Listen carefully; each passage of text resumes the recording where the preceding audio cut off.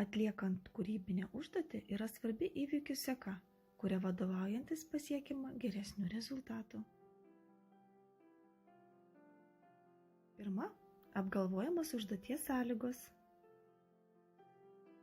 Tuomet ant eskizinio lapo išliejame mintis ir idėjas. Nesvarbi eskizų kokybė, svarbu, jog patys suprantate norimas perteikti mintis.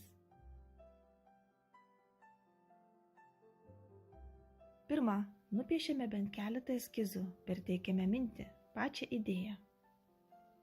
Antra, apgalvojame kūrinio galimas kompozicijas lape, eskizuojame.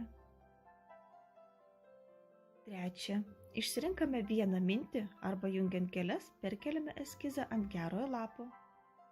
Ketvirta, apgalvojame, kokius spalvų reikės norint perteikti mintį, spalvas, jeigu reikia, susimaišome.